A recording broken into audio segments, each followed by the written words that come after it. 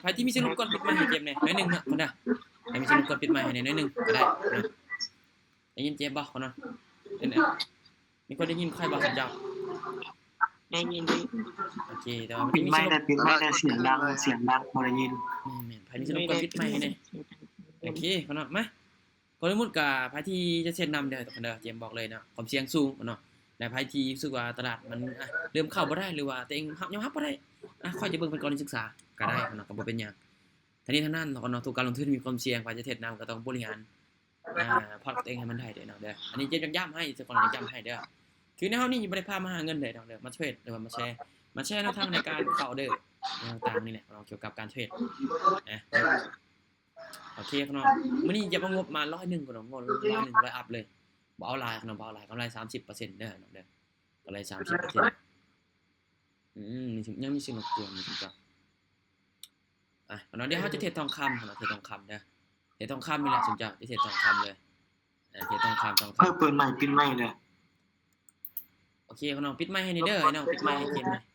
โอ้ยคนนั้นคือเจ้าปิดใหม่ก่อน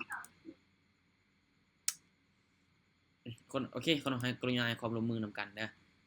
อมาเดี๋ยวขอจะเดินเงินเบาๆบ่ต้องบ่เดินมาใหญ่เด้อเดี๋ยวจะคอยเดินเงินเอาเด้อเซฟต้นทุนเอาคนน้องเซฟต้นทุนเอาเลยเนาะเดี๋ยวเบิ่งออเดอร์ก่อนเดี๋ยวเบิ่งออเดอร์ถัดไปเนาะเดี๋ยวเบิ่งออเดอร์ถัดไปเด้อคนน่ะพอเจมส์ก็จะจับตลาดก่อนหรือจับจุดตลาดก่อนตอนนี้เฮากำลังเข้ามาเถื่อจะฟ้าเทรดเถื่อโอเคสวัสดีเด้อสวัสดีคนที่เข้ามาสวัสดีทุกคนเลยอัพเทีย X บ่ TX อีกเลยบ่แม่น XRP XRP โอ้เทีย X นู่นโอ้ย XRP งามบ่เดี๋ยวเบิ่งเข้าไปเบิ่งโลกจังถ้าบ่ถือใจก็กลับมาเบิ่งเก่าเดี๋ยวเบิ่ง TX XRP เอ้ย TX อยู่เป็นบ้านแหละเนาะสมเจ้านี่มาละ TX อยู่อ๋อคนน่ะติดน้องแล้ว TX นี่วันนี้มันเฮ็ดเส้นจุดติดลบไปเป็น 6,000 โอ้หลายขนาดเฮ็ดเส้นเอานะโอ้เทรดเนี่ยบ่มีแผนการซั่นแหละเทรดนะมีแต่อยากได้อย่างเดียวเลยเทรดไอ้น้องพยายามอันนั้นแม่พยายามวางแผนแม่เทรดนะบ่ที่บ่ได้เข้าคุมเข้าอยู่นั่นแหละสมเจ้าบ่เฮ็ดอันนั้นได้สมน้อ เจ้าง อยู่เมื่อวานเข้ากรุงเทพแล้วก็ติดลบเลย อย่าคุมไอ้น้องเดี๋ยวมันเข้าบ่ได้เฮาก็พักก่อนแต่ว่ามั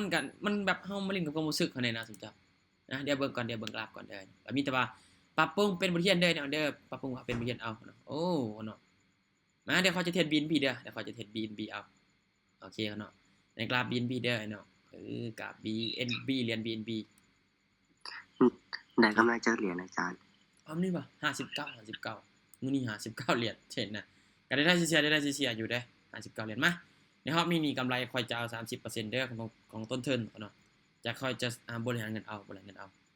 เดี๋ยวเบิ่งก่อนเด้อเดี๋ยวถัดไปเนาะสวัสดีคนที่เข้ามาใหม่นะว่าเฮ็ดมื้อนี้หากับเปิดกล้องของเปิดกล้องของควันเปิดแล้วมันน่ะบ่กล้องอันนั้นกล้องวิน5ไม้ติดได้อยู่10เหรียญมาเฮาเทศนำมาคนหน่อยวิเคราะห์นำกันโอ้คนหน่อยเป็นเทรนงามๆจ้ะเนาะเป็นเทรนงามๆคนหน่อยเฮาคนหน่อยเป็นเทรนงามปรับเงินเด้อปรับเงินคนหน่อยปรับเงินเลยเป็นเทรนงามๆคนหน่อยเป็นเทรนงามๆเลยปัจจุบันนี้เนาะเป็นเทรนงามเลยเนาะโอ้คนหน่อยปัจจุบันนี้ค่าขึ้นไปฮอดโซนนี้ในโซนนี้เด้อในโซนนี้นี่จะตามเทรนคนหน่อยจะตามซื้อขึ้นต่อเด้อจะตามซื้อกันต่อคนหน่อยจะตามซื้อกันต่อโอ้ขึ้นยาวคนหน่อยขึ้นยาวหลายคนหน่อยขึ้นยาวหลายเนาะในโซนนี้นี่จะตามเทรนไปก่อนจะตามไปก่อนเลยโอเคเนาะคือเจมจะวิเคราะห์จากแนวโน้มของตลาดนี่แหละเอาเดี๋ยวนี้เจมจะตามเทรนไปก่อนจะตามคนส่วนรายไปก่อนเนาะจะตามคนส่วนรายไปก่อนเลยวิ่งโอ้คนเนาะแบบนี้นี่คือหวานเจี๊ยบแล้วเจ้าหวานเจี๊ยบเลยคนเนาะหวานเจี๊ยบแบบนี้นี่ขึ้นบักยาวเนี่ยคนเนาะตามเทรนเลยเจ้าเดินตามแนวโน้มตลาดไปเลยตามคนส่วนรายไปคนตัวนี้ปรับตัวขึ้นไปแล้วมันปรับตัวขึ้นไปแล้วตอนนี้จานขออนุญาต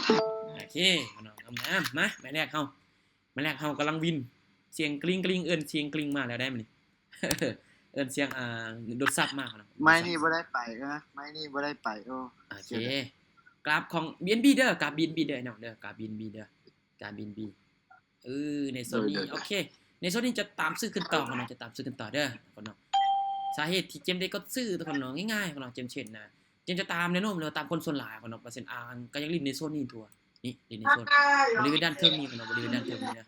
มันลิ้นยังอยู่ห่างเส้นค่าเส้นเรียบร้อยอยู่คนเนาะ แต่ว่าแท่งตัวนี้อยากย่อไซขึ้นไปน้อยเดียวขนาดย่อไซขึ้นไปนิดเดียวผักโตตีคนเอาแท่งแดงน้อยๆขนาดขนาดมันลงมาแล้วนี่มันลงมายังมีหนังสือดันราคาขึ้นไปต่ออีกได้เมื่อกี้นี่เนาะเลยตามคนส่วนหลายเลยเนาะตามคนส่วนหลายเลยตามคนส่วนหลายถ้าพลาดเฮาก็ขึ้นเอาไอ้น้องเด้อบริหารเงินเอาเด้อบริหารเงินเอาเนาะมีแมネจเมนต์เอาค่อยๆค่อยๆเซฟต้นทุนเอาเนาะโอเคเนาะเนาะไปเดี๋ยวเฮาไปกันต่ออีกเนาะไปกันต่ออีกเด้อเนาะไปกันต่อวินกันค่อยๆจับจุดเอาค่อยๆจับจุดเอาบ่เน้นออกทุกไม้ก็ได้เด้อบ่เน้นออกทุกไม้ก็ได้เอาเด้อได้ทีมันเฮาวิเคราะห์ได้แล้วโอเคนะเอาเด้อได้วิเคราะห์บ่ได้ก็บ่เป็นหยังไอ้สิรบกวนปิดไมค์ให้แน่เด้อน้องปิดไมค์ให้เจมส์นี่ จานเราปิดไม่ให้ได้ ปิดไมค์ให้แน่เด้อสมเจ้าปิดไมค์ให้ค่อยแน่โอเคขอให้ความร่วมมือแน่ให้ความร่วมมือนิดนึงก่อนเนาะโอเคโอ้นี่บ่ทันเจ้าบ่ทันซ้ำบ่ทันซ้ำก่อนเนาะถ้าว่าอยากถามส่งกันท่าก็ได้สมเจ้าถามส่งได้ก็ได้เพราะว่า10นะ10วินะค่อยจะเป็นคนเอิ้นออกเด้อสมเจ้าเนาะเพราะว่ามันอาจจะมีรบกวนแน่ก็เดี๋ยว10วิเจมเอิ้นออกก่อนแล้วหรือว่าไผที่ส่วนก็เว้านำหลังก็ได้เนาะมีเว้านำหลังก็ได้หรือว่าตอนที่เจมเอิ้นออเดอร์นะก่อนให้น้องเบิ่งหรือว่าฟังก่อนก็ได้เนาะบางทีคนก็เจ้าเข้ามาเนาะเขาเจ้าอยากฟังมันบ่ได้ยินเด้โอเคนะเนาะขอบใจทุกคนที่ให้ความร่วมมือเด้อเด้อโอเคเนาะเดี๋ยว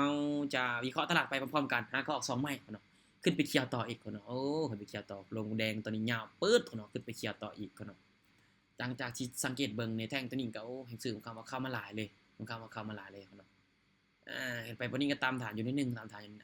ในโซนนี้เด้อในบ่ได้เบิ่งก่อนในโซนนี้ประมาณ10วิเนาะ10วิเดี๋ยวเบิ่งขออนุญาตเบิ่งก่อนในโซนนี้นี่เจมยังจะซื้อขึ้นต่อเด้อน้องเด้อยังจะซื้อขึ้นต่อเด้อยังจะซื้อขึ้นต่อเนาะยังจะซื้อขึ้นต่อปัจจุบันยังมักซื้ออยู่เนื่องจากมันเป็นเทรนด์ขาขึ้นนะจะเป็นเทรนด์ขาขึ้นเลยคนง่ายๆเลยวิเคราะห์เนาะมันเป็นแนวโน้มขาขึ้นอยู่ในจุดนี้เนาะบวกกับเปอร์เซ็นต์ R เจมก็ยังบ่ทันตามเส้นลบ0เทื่อในโซนนี้ก็เลยตามซื้อกันไปก่อนบาทนึงเนาะถ้าพลาดก็บ่เป็นหยังเฮาก็คุณขึ้นเอาคนเนาะโอ้คนเนาะเจ้าขึ้นไปบล็อกยาวเลยคนเนาะโอ้คนเนาะ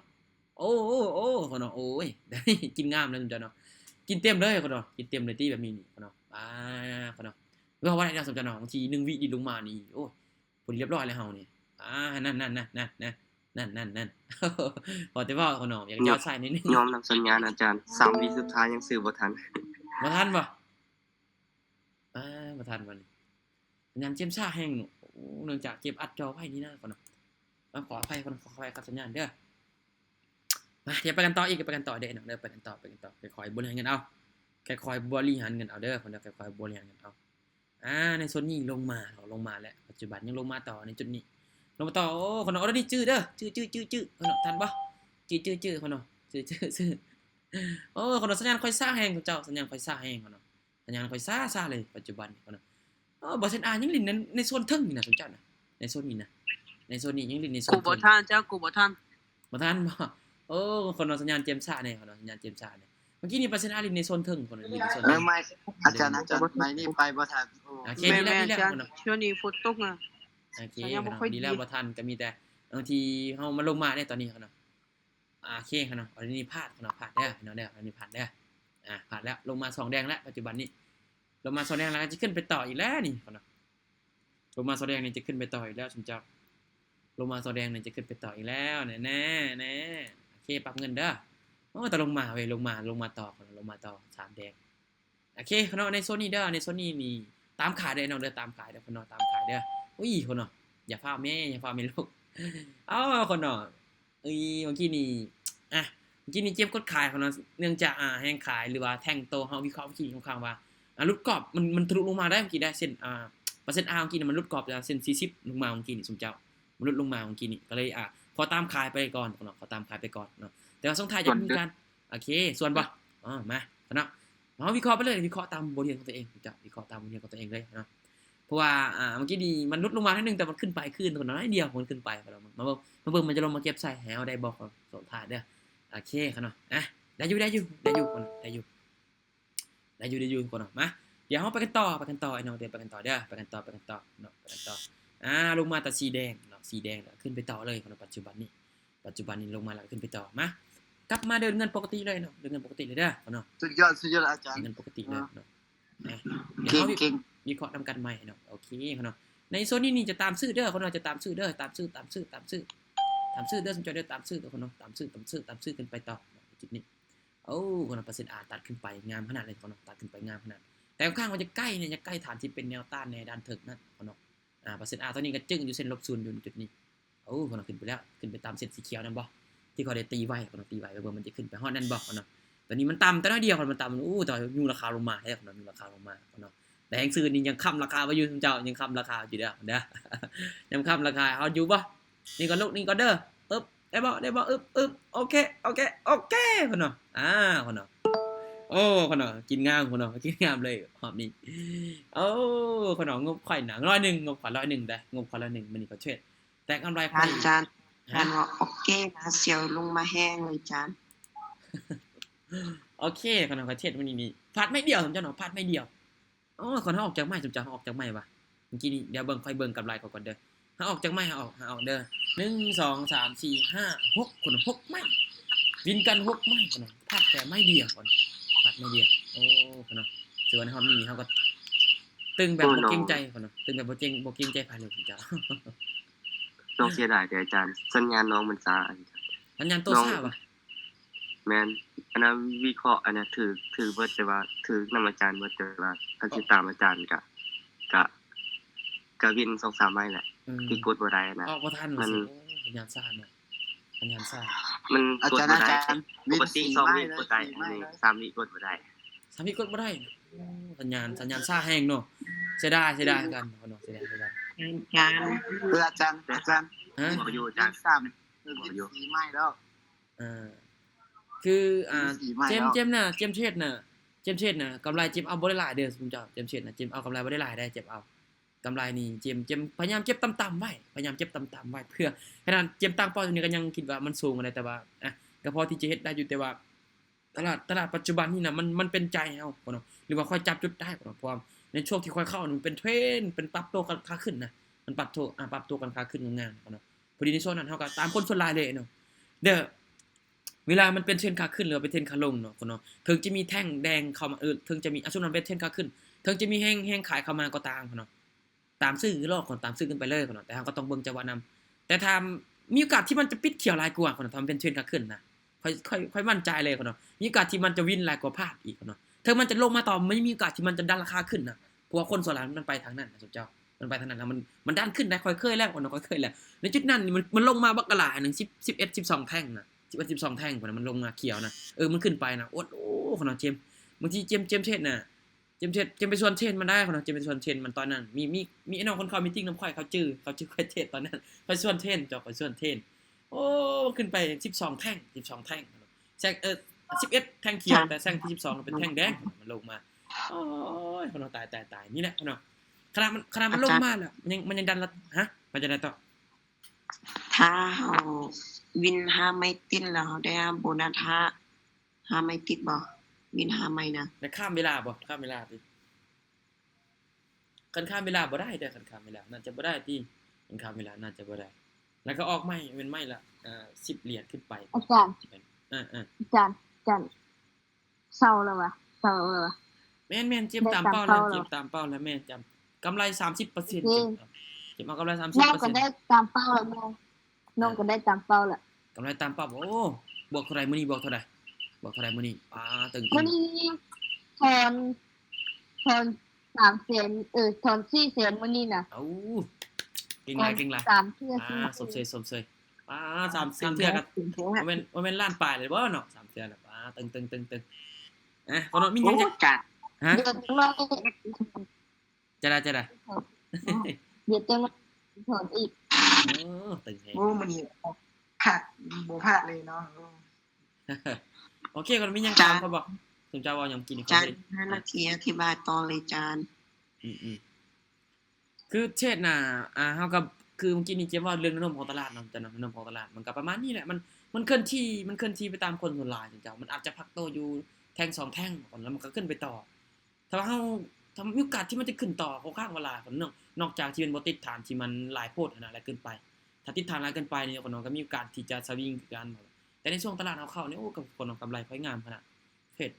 วินกันรัวๆเนาะแต่ว่าในช่วงที่เฮาจับจุดบ่ได้ก็มันก็พลาดตอนถ้าว่าจับจุดได้นี่โอ้กำไรงามหลายจุดได้กำไรงามเลยแหละมันถ้าว่าจับจุดได้นี่กำไรงามเลย อาจารย์เฮ็ดอีกได้บ่อาจารย์หาก็ขอไหมได้เฮ็ดไหมเดียว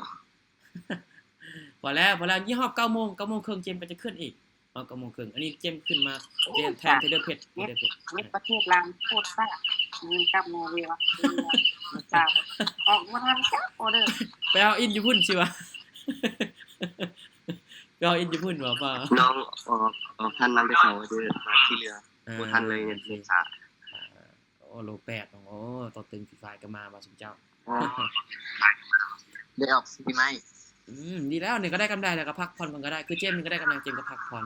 ไอ้น้อง สอนเทคของอาจารย์แดน เดี๋ยวฮอบต่อไปไอ้น้องฮอบต่อไปเด้อฮอบต่อไปเดี๋ยวเจมจะขึ้นไอ้น้องมีหยังอยากถามค่อยถามได้เลยเด้อแต่ว่าส่วนบทเรียนจะแชร์เกี่ยวกับการเทรดนี่จะเดี๋ยวฮอบต่อไปเด้อมีคนที่บวกบอกสมเจ้าหรือมีคนเข้ามาศึกษาบ่มีคนเข้ามาศึกษาบอกกันเนาะ น้องมาศึกษาการ พิมพ์ให้ในเด้อขอนะพิมพ์ให้ บ่ เจมก็ อา ได้ จารย์บอกเนาะ พิมพ์ให้แน่เนาะพิมพ์ให้แน่เด้อพาที่เข้ามาศึกษา thank you ความพาที่พิมพ์ให้ thank you ขอนะเดี๋ยว ศึกษาอาจารย์ศึกษา โอเคเนาะศึกษาแล้วก็เนาะเก่งหลายเนาะน้องเข้ามาYouTube ทุกมื้อเลย อาจารย์นี่ดีแน่อาจารย์ บอก4ตึงบอก4ยังบอก4อยู่ อธิบายละเอียด โอเคสิยังบวก9ว่ะสิบวก9ใส่ว่ะ พี่เราบวก น้องมาเอา 9,000ว่ะ อินช่วงอาจารย์จุกจนเลี้ยวละน้องมาเอาอินนะ อ๋อ เอาอินอีกว่ะคือมาเอาอินได้ว่ะสุบเจ้านี่ บวก12บอกตึงแกพอดได้แล้วแกพอดได้จ้าแกพอดได้แล้วตึงแต่ละคนตึงหลายแต่คนน้องก็วิเคราะห์ไปนำเลยเนาะแกพอดได้แล้วก็พักผ่อนคนน้องพักผ่อนเด้อบ่ต้องเทรดต่อส่วนที่มันได้ก็ได้ส่วนที่มันบ่ได้นี่หมดเลยได้สุบเจ้าได้ในส่วนให้เข้าใจว่าคนที่เขาเจ้าเทรดเป็นเนี่ยเขาเจ้าจะคำนึงถึงความเสี่ยงของมัน ลงตกเลยจ้าลงตกเลย โดย โอเค อาจารย์ขอบใจแล้ว โอเคขอบใจคือกัน ขอบใจ คนน้องขอบใจคือกันคนน้องโอเคเอาเป็นว่าได้ฮอบต่อไปเดี๋ยวพอกันเด้อฮอบต่อไปฮอบพอกันเดี๋ยวนะ โดย เดี๋ยวแกไปเบิ่งค ข ลิ อ ป บใจ ในแอปแดงเด้อเดี๋ยวจิมจะลงคนน้องโอเคคนน้องขอบใจไอ้น้องคือกันเด้อคนน้องติดตามเราศึกษาเนาะโอเคขอบใจทุกคนเนาะเดี๋ยวฮอบพอกันคนนี้ฮอบพอกันเด้อโอเค เก่งจุกจริงแล้วพูดผ่านเอาอินยุทธ์เดียวเด้อ อย่าให้เด้อสุดเจ้าเด้อโอเคทุกคนเนาะเอาเป็นมาประมาณนี้เด้อสุดเจ้าดีฮอบพอกันฮอบต่อไปคนน้องบ๊ายบายพอกันเด้อเดี๋ยวพอกัน โดยขอบใจจ้า โอเคจริง